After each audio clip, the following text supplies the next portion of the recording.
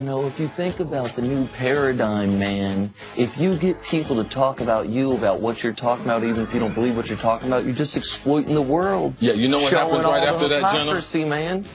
A knock on the door. R.A., there's a strong odor coming from under the door. What's that smell? That's what's going on. Chiefs running back Kareem Hunt, the rookie, a third-round pick, is on pace for nearly 300 touches this season. Andy Reid doesn't seem concerned. He says the team's comfortable with how they're using him. Nick, you got any thoughts on this? Yeah, I mean, I hate to be the old man here, but when did everyone get so soft? Absolutely. 300 touches is nothing for a running back. Like, once you get above 380, that's the danger zone. He has 56 touches in 3 games. That's just under 19 touches a game. And by the way, right now he's the league MVP. Right now he's been the most productive player in the sport for the best team in the sport. Why would you change anything? Right. Kansas City is the best team in football. And he's one of the special ingredients that Andy Reid found to be able to put into this mix. They've had a great defense for a number of years, but offensively, could they do this for 4 months? And more importantly, Andy Reid, you need a weapon like him in the playoffs because Andy, he's had some issues in the playoffs. Nick will relive most of those moments. Kansas City. But we're happy for you. Your team in first place. It's happened a lot. We've had the 1 seed a bunch of times and always ends the same way. Tears in January. Okay, so we'll revisit. Prove me wrong, Kansas City. Yep, Kansas City's for hustlers. You got Kareem, there's your guy. Tell him to you're wrong. Prove me wrong, Kareem. According to reports, Dwyane Wade will sign with the Cleveland Cavaliers later today. This move will reunite him with LeBron James, his teammate for 4 years in Miami, where together they won 2 titles. Nick, are the Cavs better with Wade this year than they were last year? They're certainly deeper, and the depth is what killed them in the finals. The people see that the finals went 4-1 Golden State, and they think, oh, well, the Cavs had no shot. They ignore the fact that the Cavs were 1 Kyle Korver 3 in the corner away from that thing being 2-2, best of 3. And they ignore this fact. In the finals, that the Cavs lost 4-1. With LeBron James on the court, Cavs were beat per 100 possessions 118-117, meaning about as close as you can get. When LeBron James rested during the finals, they were beat 112-75, outscored by 37 points per 100 possessions when LeBron James on the bench. Now you have Dwyane Wade, who can play with and without LeBron. Wade's not still a great player, but he's still a useful player. You add Isaiah Thomas. You add Jay Crowder. And people are going to say, yeah, but you lose Kyrie Irving. Let me just remind America that last season, when LeBron wasn't on the court, which is what we're talking about, but Kyrie Irving was, the Cavs were awful. They were outscored by 8 points per 100 possessions when Kyrie was out there, but LeBron was not. That team fell apart without LeBron. If Dwyane Wade helps stem that, then of course it makes them better.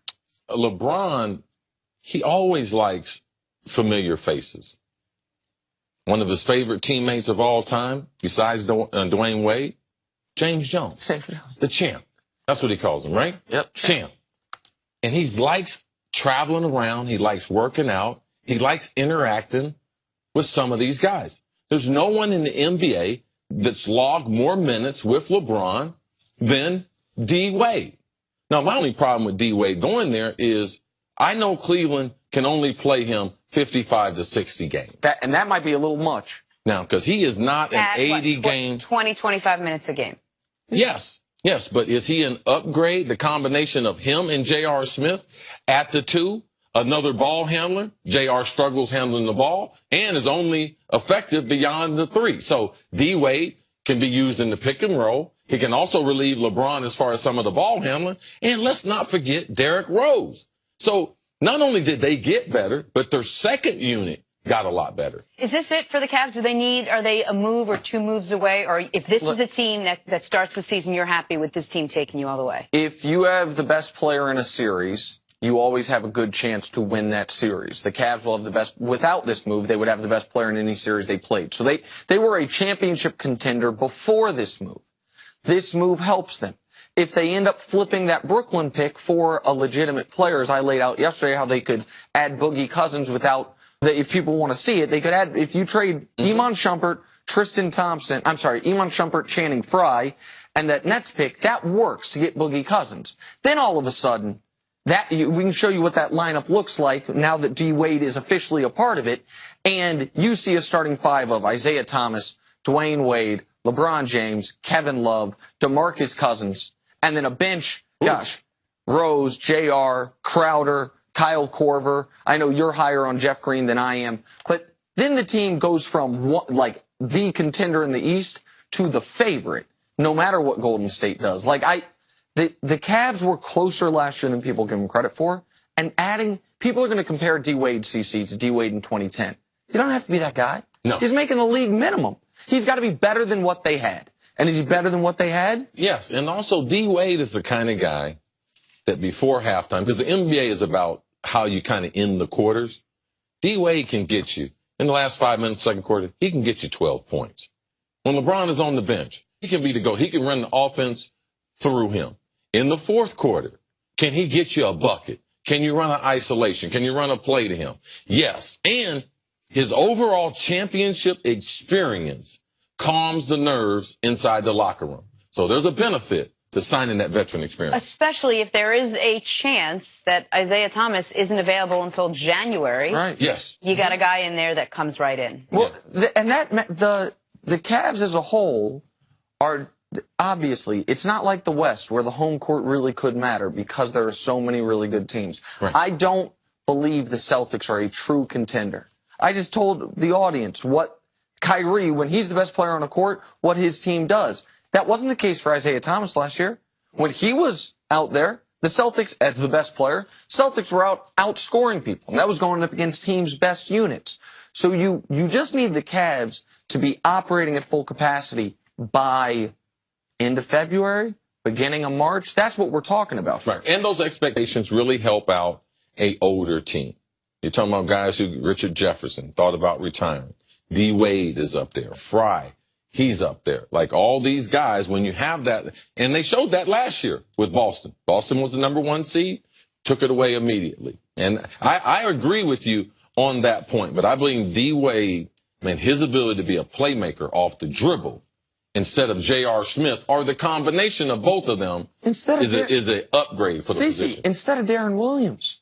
Remember, LeBron, we need a damn playmaker. They brought in Darren Williams. He had a good 9 days and then continued to disintegrate from the player that he was.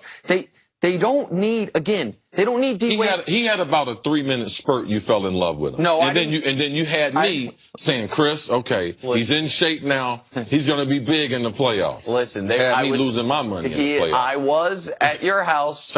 I was at your house with the first Darren Williams game, and I watched him miss the game winner, and I was a little upset. And then I was at your house about a month later. Darren Williams had a really nice stretch to end, I remember, to end the second quarter. I think it was against Washington. I was like, see? LeBron's changed another dude. And then nothing. Here's all I heard. Nothing, D. Will. Here's all I heard. Where were you at, D. Will? I was at your house, and then you were at my house, and then I was at your house. I didn't even know you at my yet. house, and then I was at your house. Hey, man. Home with back 2 in kids, Los Angeles. nobody's We house. were still doing research on Nobody's you, Jim. house. we Time didn't now for some Hall of Fame hands to quiet the crowd. Chris, you ready? Without these hands, I don't know what I'd do. Push yourself, Hernan! Touchdown! Fires it deep. What a catch! Greatest catch I've ever seen! College football, Justin I love some college also with the football. amazing snag. Now, this is one of the best ever. DB has great coverage. He's in man-to-man, but you got to turn around and look for the ball. He catches it with 2 hands right on the guy's nameplate. So now his mama and everybody knows my boy just got See, I mean, bro, come on. I wish there was a transcript. That's an unbelievable catch There right was a there. transcript. What would that look like? Cece, you had obviously some amazing catches. Did you ever? This has become a new thing now. I've never caught anything like that. The guy's pinning it against the defender's practice, back. Yeah, Wait, but hold on. You guys think you've seen everything? Hold on. I'm just going to make it. That's nice. That's 5 out of 5. No, not until you see this. Jerome Washington of Rutgers. Watch Whoa. it carefully. I think you missed it. Watch. Between his legs, grab I like it it. underneath. Look. No hands, Mom. That's Hall of Fame. That's ridiculous. amazing. That's the best thing we've seen. We should have a lecture back. He should be a soccer player. Right? The way he's rolling around with it. He caught that between that's his legs. amazing. Very, very lucky too. How do you have the wherewithal? But very amazing. It's amazing, especially college kids, what they can do with the football. Could you do